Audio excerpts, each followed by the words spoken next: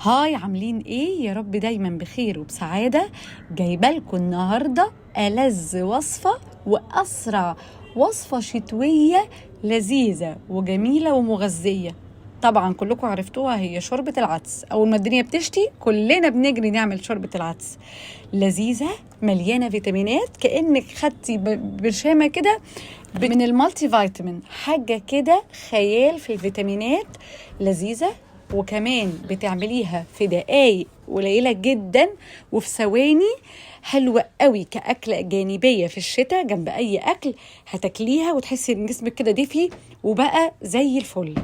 أول حاجة عندي بحط كده معلقة سمنة عشان تبقى مغذية. مع السمنة البلدي صحية جدا جدا أكتر من أي زيت. وهحمر فيها بصلاية حلوة كده محترمة. أنا كمان عاملة بصلتين، لأن أنا بحس إن دايما توم وبصل يبقى الأكلة راحت في حتة تانية، غذاء وكمان طعم. وكمان حطيت هنا حوالي جزرتين كبار.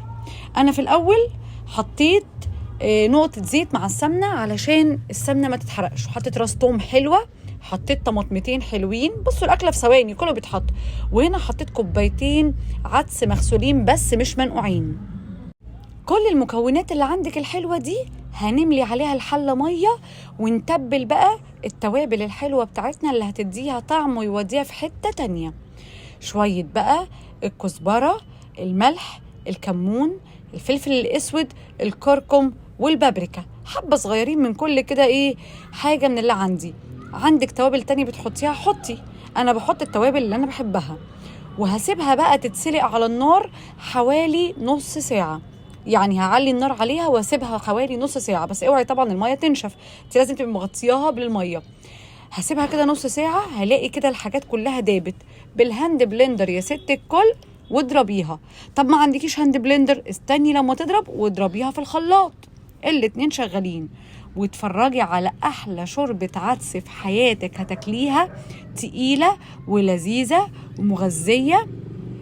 انا هنا بقى استنيت عليها شوية اما تبرد وغرفتها عشان اشربها.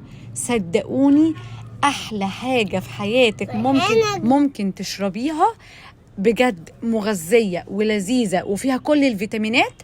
اي حد عنده دور برد يجري يعملها حالا، وانا واثقة ان بالظبط كوبايتين من شوربة العدس دول هو خلاص كده خف، لان فيتامينات وصحة وكمان هتتدفى.